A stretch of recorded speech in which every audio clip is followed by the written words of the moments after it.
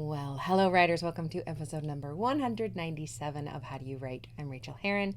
Thrilled that you're here. It is a mini bonus episode today, although it might not be so mini because I got some things to say and I've got a bunch of questions to answer. So stick around.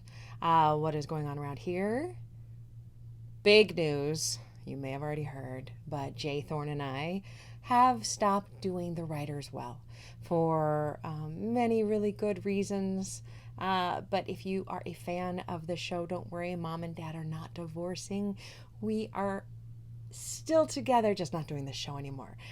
We love each other just as much, but we're both going kind of new directions in our careers, which you all will hear about as we move forward.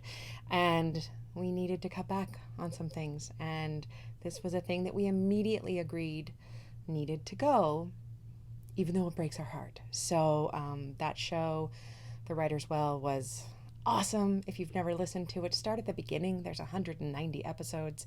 And basically, we talk each other through the process of becoming full-time writers. I had only been one for a few months when we started the show, and he became one the next year. And we've been talking to each other for the last 4 years, and it's been wonderful. And I miss him already. I miss the listeners already. But it gives me more time to do the things that are important to me right now. So that was a big thing that happened this week. What else? I am about to finish the last revision of Hush Little Baby before copy edits, and I always say it, but I'm always discovering again that this is the sweetest spot. All the words are in the right place. They're going to stay, and I'm just massaging them and making them better and fixing a little bit of plot stuff, and a little bit of character stuff, but very minor, so it's really, really enjoyable and fun, and I should have that done tomorrow, so that's exciting. And what other news? I also got a new computer because my old 6-year-old MacBook Air finally gave up the ghost. And I have to say, I've got a new MacBook Pro, loving it, except that in order to plug in anything that is USB, you must use a USB-C hub.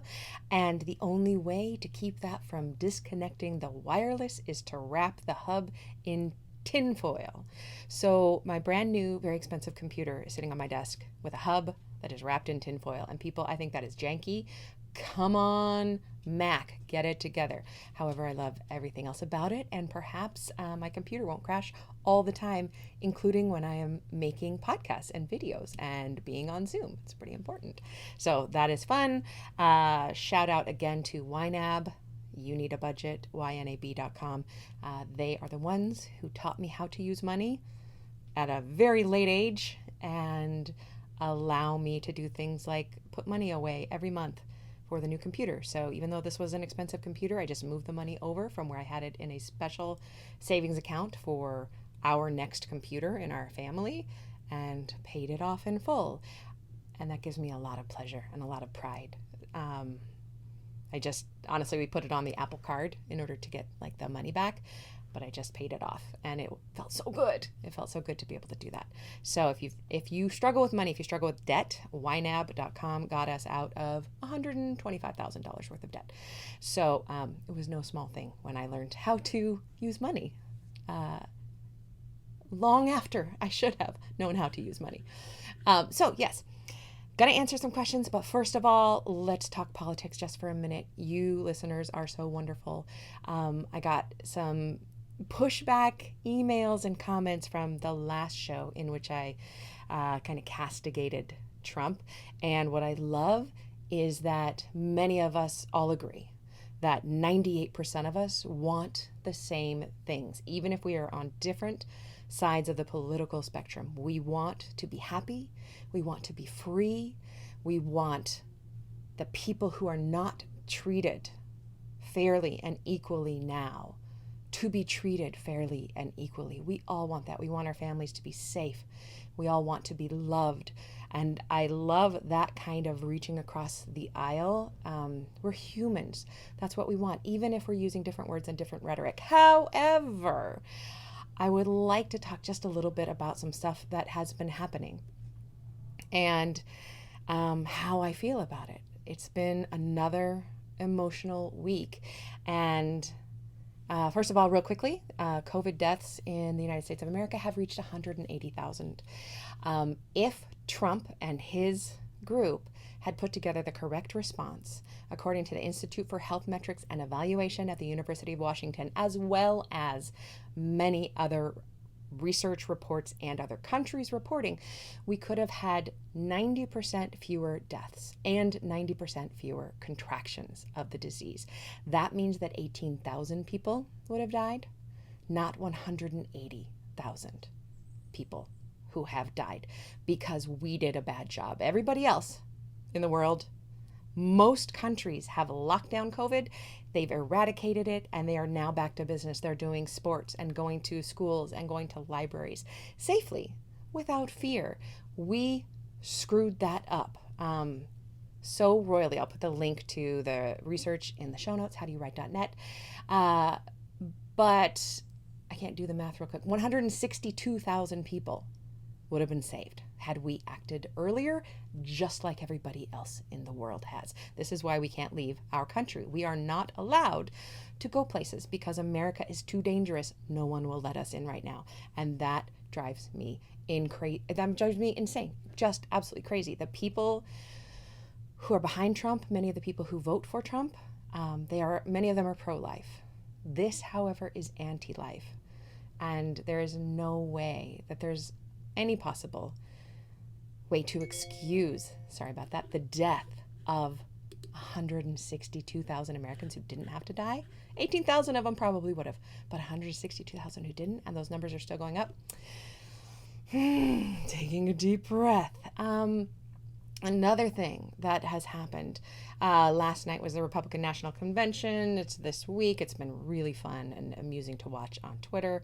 However, Mike Pence said that a federal officer was shot and killed during the riots in Oakland, California.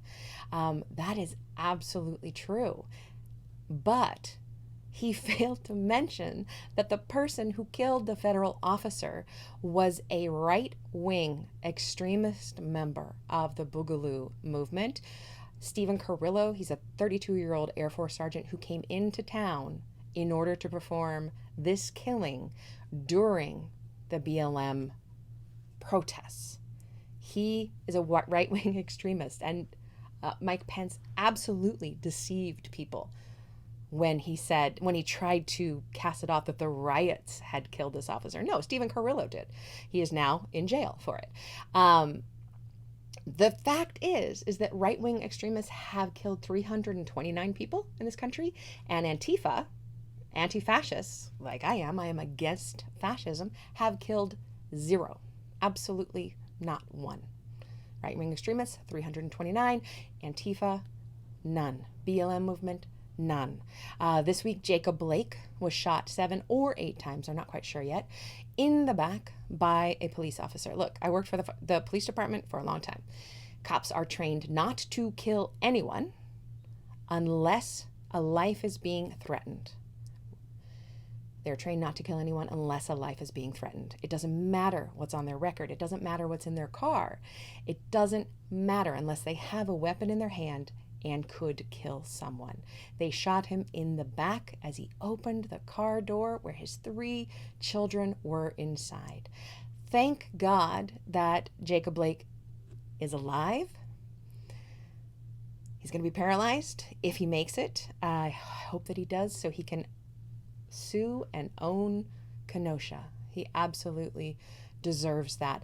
The next night, during the protests, the town, Kenosha, was filled by right-wing militia who wanted to help out the police. They actually asked the chief of police to deputize them. The chief refused. However, 17-year-old white boy Kyle Rittenhouse drove 30 miles into Kenosha with his long gun, shot 3 of the protesters, killing 2 of them, and then walked out past the officers while people screamed at the officers that kid had just killed people. He went home. He was not stopped by the officers. He went home and slept. And then was arrested the next day. He was in the front row at a Trump rally in Des Moines. Very, very front row. He's very Blue Lives Matter. He's very pro-gun. Blue Lives Matter is not a thing, people. You're not born a cop. You can't, when you take off your cop uniform, you can't be identified as a cop, although that could be argued. I can usually pick a cop out from a long way, even when they're not in their uniform. It's about the voice. But they're not born that way. Black lives cannot take off their skin. They are in danger all the time when they are walking around this country because systemic racism has been embedded into every single facet of our society. And it's really, really exciting right now as we are finally becoming a country that is talking about this, where white people are talking to white people and calling them in on their bullshit. And I really appreciate that we can have this dialogue, that you and I can talk about this in a reasonable manner. And listen, you know this about me already, that I am not interested in talking about it in an unreasonable manner. I like to deal with facts, things that are true. And all of this stuff I know is hard to talk about. It's hard to hear.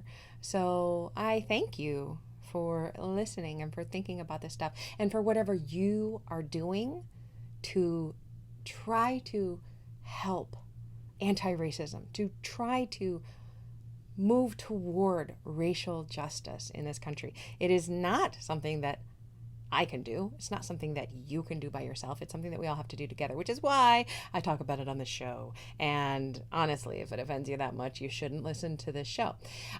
So peace be with you. Don't let the door hit you in the ass. But the majority of you, like I said, 98% of you are good. And you know that the stuff that is happening is wrong. And with that, I will just say thank you for whatever you are doing. Not just tweeting or Facebooking, but actually, what are you doing? What are you doing to affect change? Just ask yourself that. Please feel free to let me know what you are doing to affect change. I would love to see that. I've been more on Twitter lately. Please feel free to hit me up there because it's an easy way to respond back. And I'm Rachael Herron there. So, politics to the side. Now let's move into some writing questions. I told you this was not going to be a mini episode, even though that's what we're calling it. Okay, so here's a great question from Tuomas, who always has good questions. He says, my question is, do you have any coping strategies to share regarding that phase in revision when you feel like you just can't go on anymore, when you're so sick and tired of the story that you just want to move on and leave the work unfinished?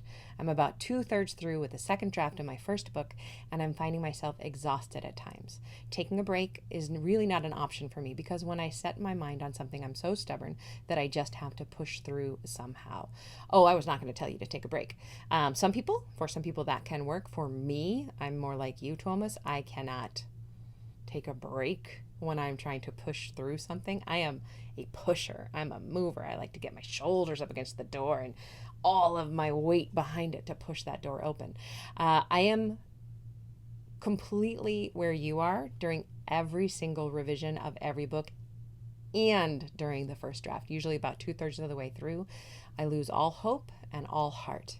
And especially when you're in that second draft, it is the hardest draft to write. This will be the most that you struggle with your book. Usually, there are exceptions, but this will usually be the biggest revision out of many. And I call that that you're right in the middle of the who cares draft, because nobody cares.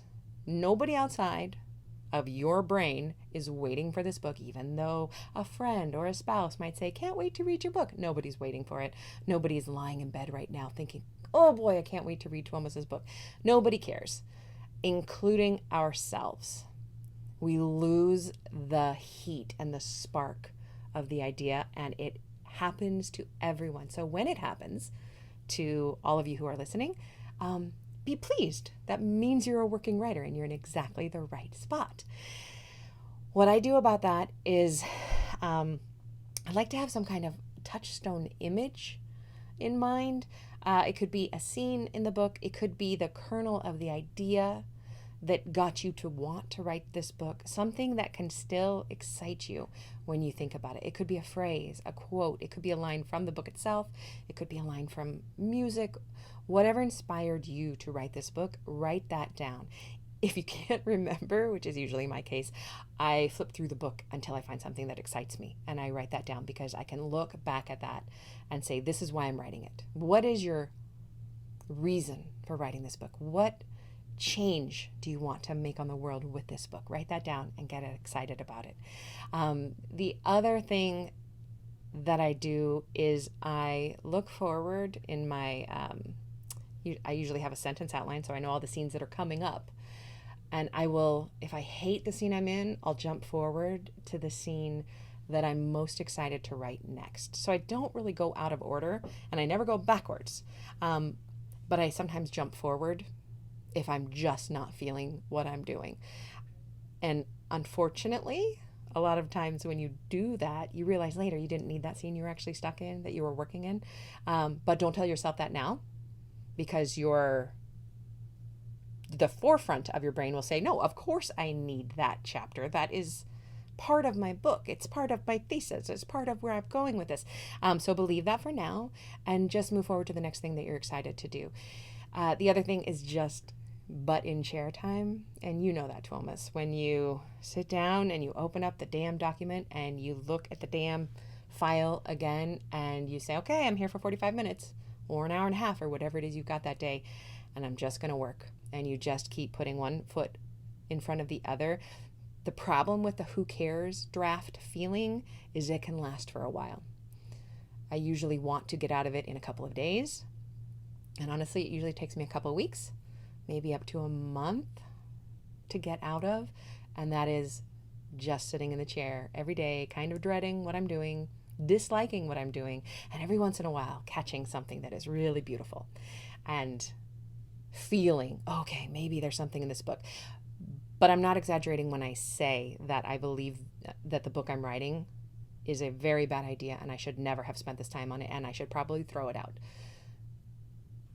It's not an exaggeration. That is how I feel, and that is how a lot of writers feel when they are in the position you are in. So just remember that you are doing it right and keep moving forward. Keep moving forward. It's like the sun going behind the clouds, when we talk about it in meditation. The sun is still up there somewhere. It just takes a while for those clouds to move out of the way. And the only way to move those clouds is to keep doing the work. So that's a terrible mixed metaphor, but you know what I mean. Thank you, Thomas. You always give the best questions. Maggie, also an excellent question asker. Hello, Maggie. She says, you have mentioned a few times that you keep getting edits that your thrillers are emotional more than stabby. And we know you write gorgeous women's fiction. Thank you. So what prompted the move to thriller and what keeps you wanting to write in it? So I love reading deep, dark women's fiction that is about family drama, family trauma that needs to be fixed. I love writing it and I love reading it because I am good at character work. I am good at knowing how people relate to each other and how badly wrong that can go. However, I'm one of those people that in difficult times, I like to read books in which the people are having a harder time than I am. Many people during difficult times, like we're all going through right now, many people reach for lighter, happier, softer books. And I do that sometimes. I know I told all of you about The House in the Cerulean Sea, which was just one of the lightest, most delightful books I've read in years. And that just cheered me up. But other times I like to know that this woman is going through terror, trouble, stalking, whatever it is, and my heart beats faster and I'm lying in bed reading and I know she's going to be okay because I'm reading this book. I can think of one exception of a thriller where that wasn't true and I'm still mad about it, but I won't say it because I don't want to spoil anything. But if you read it, you know which one I'm talking about. And so for thrillers, for me, kind of give that happily ever after that a lot of people get from reading romance. Thriller gives me usually the feeling that everything is going to be okay. Tana French, no spoilers. Tana French has done a couple of books in which it doesn't end up okay, but somehow she manages to meet and surpass reader expectations. So that can be done too. But that's why I write it, because I love it so much. I would say the majority of the books I read are thrillers, followed by memoir, followed by women's fiction and nonfiction. I do read quite a bit of nonfiction too. So yeah, I write all those things. Because I love all of those things. Thanks. That's a good question. And then Maggie says, authors rave about your retreats, Europe and local. Do you see a place or value in virtual retreats with the new normal? If so, what core elements of your in-person retreats would be essential to retain in a virtual format? I love this question, Maggie, because I am putting together, as soon as I get this deadline done and another deadline, I'm putting together a virtual retreat. So I will keep all of you posted. But I have been to a couple of virtual retreats, and I went in highly skeptical, thinking, I'm at my house, I'm on Zoom. This was actually pre-pandemic even. How can this be a retreat? And it depends on how the retreat leader structures it. Basically, when you're doing a virtual retreat, the retreat leader should put a very clear box around the time in which you are inside that retreat. So everyone who is attending needs help delineating that space for themselves, so that it isn't a normal day. It's not a work day. It's not a day where the kids are swinging from your arms. It is a day that you need to be supported, to be available for the retreat, for the other participants, to do the work. And I honestly think it can be just as good as an in-person retreat, and maybe even better, because you get to sleep in your own bed at night. And I have such sleep issues. I love doing the retreats, but I never sleep on them, honestly, because of those sleep issues. So I love going to bed in my own bed. I think I'm going to do a 1-day retreat to start, and if that goes well, I might branch it out to a 2 or a 3-day retreat, but that would probably just be in the mornings, because 2 or 3 days of sitting in front of Zoom doing things, that would be too much for anyone. But a 1-day retreat is going to be kind of all day with a couple big breaks in it. So if that is interesting to you, make sure that you are on my email newsletter list for writers, which you can subscribe to at rachaelherron.com/write. I swear to you, Maggie doesn't even know that I was planning on doing virtual retreats, I don't think. So thanks for asking that, Maggie. Also, Maggie, you know me really well. If there's something that I need to put into my retreat that you want to make sure I don't leave out, let me know. Speaking of the retreats, though, I cannot foresee a time where I am going to feel completely comfortable leading an out-of-country retreat again. I am still out $20,000 from the hotel in Barcelona from March. They tell me every single month that they are refunding the money this month, and I still don't have it. So I'm, really gun shy. That money belongs to my retreatants, and I haven't been able to give back to them. And that is essential for my mental health. So it's going to happen. I will get that money. But I am once bitten, twice shy. I am really nervous about leading another retreat in these days. Besides, who knows when we're going to get to leave the country. So until then, virtual retreats, I think, are going to be really fun and awesome and useful. And that goes for anybody. Anybody can write to me, tweet at me, and tell me what you would like to see in a virtual retreat. That's going to be fun to put together. So thank you, Maggie. And another question, last question from Anita. And this is a fantastic question. For my next novel, I've chosen a 16-year-old protagonist who is an immigrant from Peru. I'm always worried that I will be accused of misrepresenting a culture that isn't my own. Although I'm half Latina and my husband's Peruvian, it isn't the same. Should I write this book, or should I only write characters who are the same as me, half white and half Latina? If the answer is yes, please also speak about authors who write a main character of the opposite gender. Or does this quote-unquote rule only apply to race? Thanks. Anita, you are an Own Voices writer.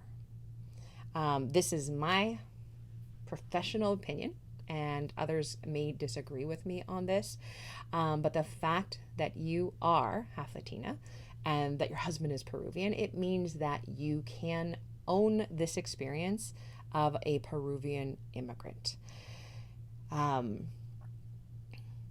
I would be more concerned if you were trying to write a Black character. And the reason for that is if we are writing a story that is about a person, the main character who is a race that is not our own, I really believe we should be holding the place for that book to be written by a person of the same color as the main character. However, in our books, we want them to reflect the multicultural world in which we live. So if we are a white writer, don't have all the characters around your main character be white. Have them be gay, Black, Asian, disabled, all the things that you might not be, just like I am sure your friend group is, or could be if you wanted it to be. That reflects actual reality.